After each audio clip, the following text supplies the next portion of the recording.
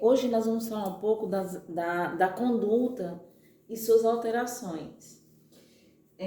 A conduta é um outro processo psicológico básico, né? Mas que na verdade esse processo psicológico está muito relacionado ao ego, né? A psicomotricidade, a ações do indivíduo, né? E no geral a conduta de alguém ela é muito mais perceptível, muitas vezes, né? Alterações da conduta são perceptíveis muitas vezes às outras pessoas que convivem com a pessoa, com o sujeito, do que a ele mesmo.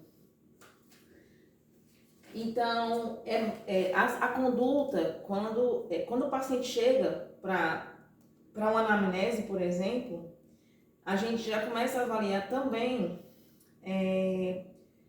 esses sinais, né? Enquanto sintomas se referem, né? Que aí é legal a gente fazer a distinção entre a diferença entre sintoma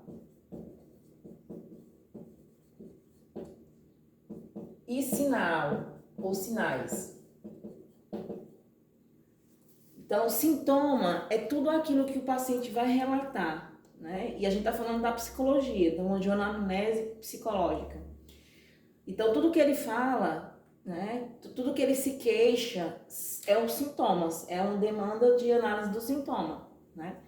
No caso, sinais, justamente é o que a gente pode ver na conduta, na forma como o paciente chega, como ele se expressa, com relação aos conteúdos da memória que ele traz, a forma como ele está vestido, tudo isso são sinais que podem ajudar a compor um diagnóstico. Então, justamente, sintoma é tudo aquilo que é subjetivo. Precisa que o paciente relate para a gente saber o que está acontecendo. Sinal já é algo que a gente vai perceber, né? Que está para além de um relato, que já é perceptível. E aí ajuda também a compor o sintoma, o psicodiagnóstico nesse caso, né? Então, a definição de conduta nada mais é do que são as pulsões, né? Que são essas tendências. As pulsões aqui, no caso, a pulsão, termo psicanalítico, né? A pulsão, ela é um conceito freudiano que significa dizer que é algo que está entre o somático e o psíquico. Por que Freud faz essa mudança? Ele não fala mais de tendências instintivas, de instinto, porque quando ele vai fazer todo aquele desenvolvimento sobre a necessidade e o desejo, né, na criança pequena que está sendo amamentada, né, quando ele vai fazer a diferenciação entre necessidade, então a criança chora quando ela tem fome, e aí ela precisa que a mãe supra a necessidade de comida que ela tem. Só que com o tempo, essa criança, esse bebê, ele vai buscando também, a partir dessa necessidade, reduzir uma angústia, né, que tem dentro dele. E aí surge um desejo, né? A necessidade, ela dá lugar ao desejo. Então, por isso que muitas vezes um neném, ele mama sem ter fome. Mas é muito mais para conter toda a angústia. Então, o desejo é aquilo que faz com que a gente se mantenha vivo, né? Desejo tem a ver com laço social, a feitura de laço social, por isso que é tão importante. Então aí o Freud faz essa distinção. Ele não fala mais de instinto, ele fala de pulsão, porque é isso, esse conceito que está entre o somático e o psíquico. Então, enfim, mas a conduta é isso, são as pulsões, são as tendências naturais de um sujeito, né? Porque para a gente entender o que é a patologia, a gente tem que entender o que é a normalidade. E a normalidade aqui são coisas que se repetem, que são comuns, né? Então, quando a gente estuda anatomia, nós psicólogos também temos que estudar anatomia. A gente vê que existem conceitos, existem definições, existem órgãos, sistemas, que são iguais para todo ser humano, né? Para que na medicina, né? Falando da medicina especificamente, possa ajudar o paciente, tratar a doença e curar, ela tem que entender como é que funciona, né? A anatomia, a fisiologia do organismo. Então, é claro que é possível, sim, a gente descrever, entender o que está desviante, né? O que não é normal, né? Não é previsível. Então, existe um esquema corporal para todo sujeito que precisa estar em consonante, né? Para que a gente possa entender mais ou menos se existe um desvio no caso aqui, o desvio da conduta. E aí, as alterações da conduta, elas são divididas da seguinte maneira, como eu coloquei aqui. Lembrando que essa hoje, ela tá baseada no livro, né, Psicodiagnóstico 5, da Jurema Cunha. Não sei se já tem uma outra edição desse livro, mas eu estou usando o Psicodiagnóstico 5. Então, assim, existem as alterações, as perturbações dessas tendências, né? Que aí são instintivas, que seriam iguais para todos os indivíduos, né? Então, a primeira delas é justamente a perturbação das pulsões naturais de conservação da vida, né? Essa que hoje, especificamente, na atualidade, é uma questão de saúde pública, na verdade, né? Por quê? Porque ele envolve as condutas suicidas, as condutas relacionadas à automutilação e à autoagressão, né? Então, no geral, o ser humano, ele busca evitar a dor e busca o prazer, né? Porém, existe algo chamado sadismo e masoquismo. Sadismo e masoquismo, que são aspectos que, de alguma maneira, já são estudados há muito tempo. Freud se debruçou bastante também sobre essa ideia do sadismo e do masoquismo, né? E aí, Freud, inicialmente, ele acreditava que existiria um sadismo primário, e o masoquismo seria o avesso do sadismo, no sentido de que quando justamente uma alteração do sadismo, porque para a psicanálise nós todos temos uma versão sádica, temos aspectos sádicos, né? Ou seja, a nossa agressividade ela está voltada para fora. Quando a gente se vê em risco de vida, por exemplo, no geral a gente vai tentar sobreviver, e aí pode ser até às custas de outra pessoa, infelizmente. Então, por exemplo, quando uma pessoa está se afogando e você vai tentar resgatá-la e você não sabe, não entende como é esse mecanismo de sobrevivência, esse mecanismo que não passa pela consciência, é instintivo, né? Uma pessoa que vai tentar salvar essa outra que está se afogando, se ela não souber pegar esse sujeito e levar ele digamos, ficar numa praia, né? Em alto mar, a pessoa terminou indo para o mar mesmo, e aí está se afogando, e para que você possa levá-lo até a praia, a margem, você tem que ter cuidado. Se você for tentar salvá-lo de qualquer maneira, a pessoa pode te matar, porque ela vai tentar se apoiar em você para deixar de se afogar. E muitas vezes a pessoa que está tentando ajudar pode morrer também, né? Porque aí termina morrendo todo mundo. Então, o sadismo é algo que é instintivo, é do ser humano.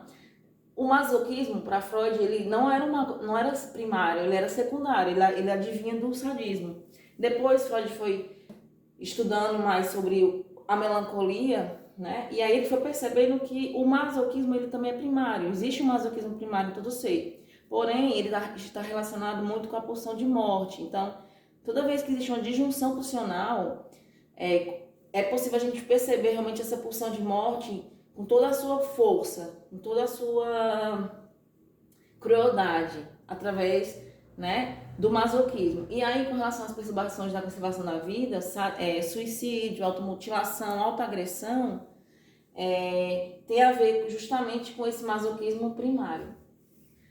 Com relação as perturbações da tendência do sono, né? É outra coisa que a gente sabe, todo clínico sabe que quando o sujeito está passando por alguma dificuldade emocional, algum problema mental, muito provavelmente vai ter alteração do sono. Ou se o sujeito vai dormir demais, ou vai dormir de menos. Então, assim, mas com relação às perturbações do sono, né, a gente tem outras. A gente não tem só a insônia. Temos também a hipersonia, né, que é o que eu falei. A insônia, no caso, a pessoa não consegue dormir, ou tem dificuldade também, depende. Às vezes também existe uma insônia que é primária e uma insônia que é secundária. A insônia primária, já nos diz o Laí Ribeiro, é aquela que está relacionada com a dificuldade de você pegar no sono. A insônia secundária justamente tem a ver com a dificuldade de você manter o sono durante a noite inteira. Aí a hipersonia, né, é esse sono em excesso, que isso é patológico também. E a cataplexia, né? Então, no geral, são essas três alterações que mais aparecem, né? Com relação à alimentação, né, que é outra tendência instintiva, né, que tem a ver com a sobrevivência, que é alterada com a psicopatologia, é a alimentação.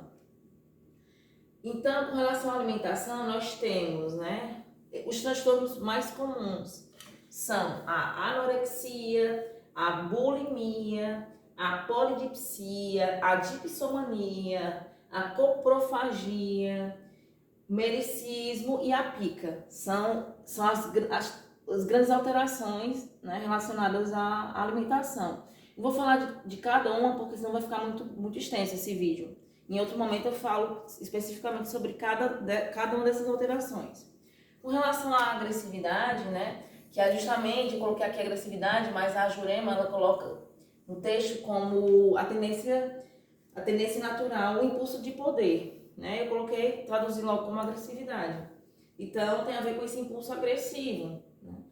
Que pode estar exagerado, né? Esse exagero do impulso agressivo, né? Então, isso é muito mais comum numa criança, né? A criança pequena, ela tem essa dificuldade de controlar a sua agressividade. Toda vez que ela é frustrada nos seus desejos, ela age de forma agressiva. Então, com relação a esse coisa da frustração, a gente fala muito em frustração. Mas aqui eu queria definir, fazer uma diferenciação, né? Que existe 3 conceitos básicos, que é frustração,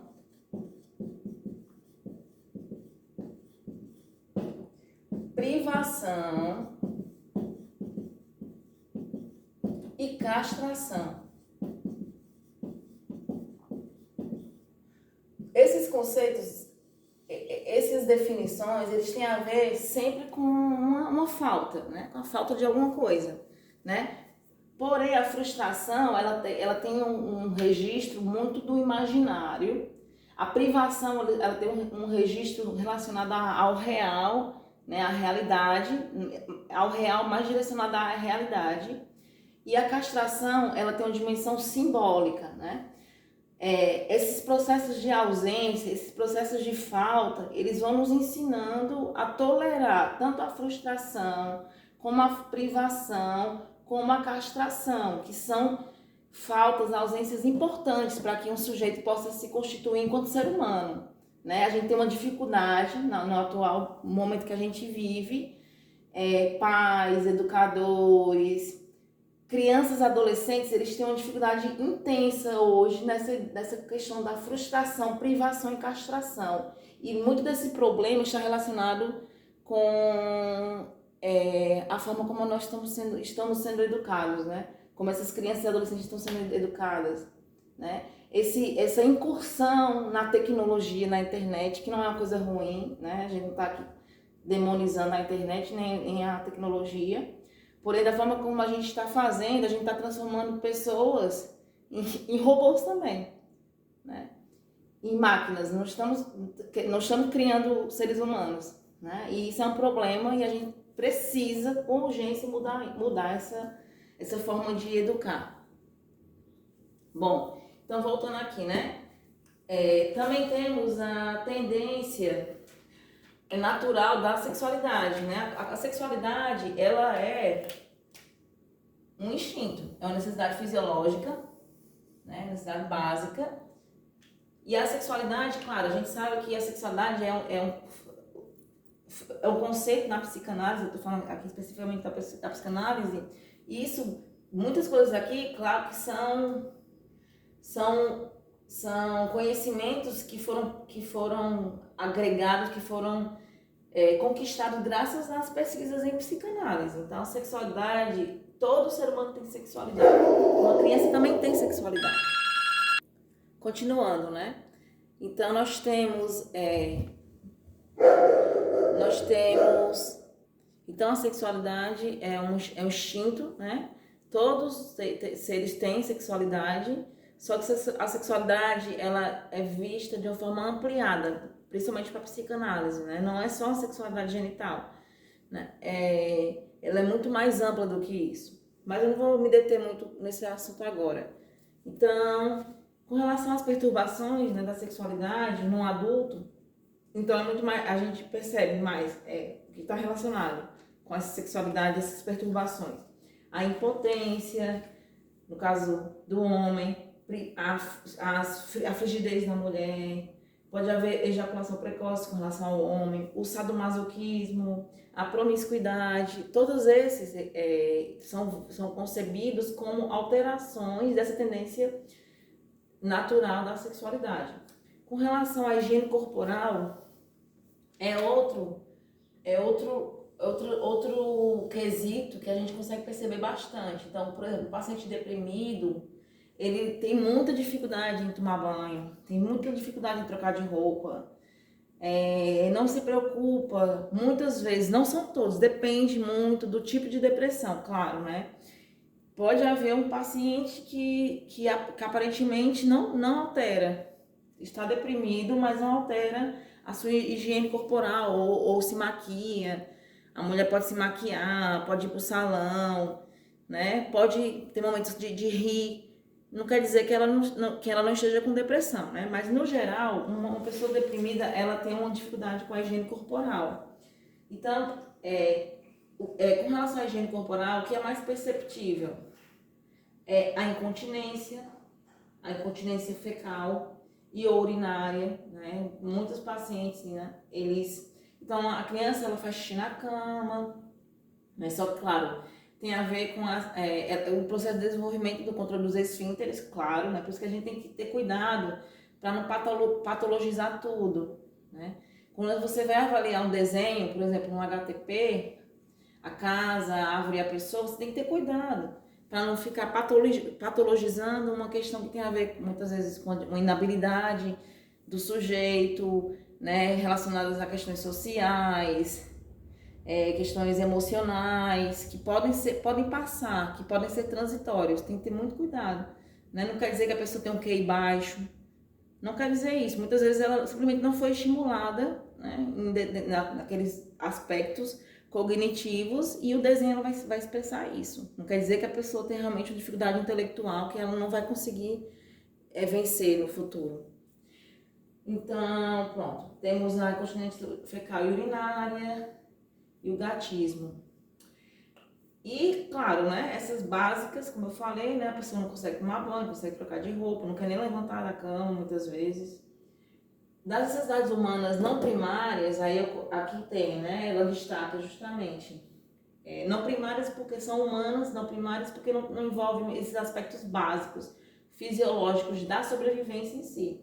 Já tem a ver com esse desenvolvimento da humanidade do sujeito, por isso que são humanas, né? Então, aparece mais uma avareza, ou, ao contrário da avareza, uma prodigalidade exacerbada, a cleptomania, o hedonismo, o colecionismo, patológico no caso, o imediatismo sociopático, o egoísmo extremo e o narcisismo.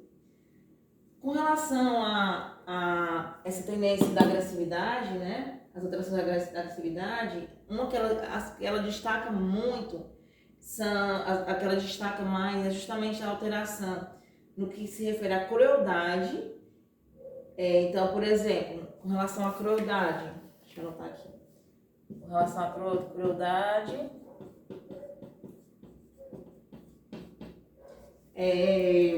pode acontecer uma pessoa infligir sofrimento ou se tornar indiferente diante do sofrimento alheio, né? Isso aí pode estar sinalizando alguma perturbação, sim, da agressividade. Alheio, que eu falo, não necessariamente só de seres humanos, pode ser também com relação aos animais. E essa agressividade disfarçada, auto ou heterodirigida, né? Que são justamente essas alterações relacionadas a esse masoquismo primário, né? Que justamente ela aparece sob forma de sintomas psicossomáticos também, né? Que aí só que é disfarçado, nem direto esse masoquismo. Por isso que tem que ter muita atenção, envolve muita atenção, observação, porque são disfarçados, né? É uma agressividade dirigida para si mesmo, mas de forma disfarçada, né? Então, no geral, são esses essa é a ideia do que é a conduta e as alterações da conduta.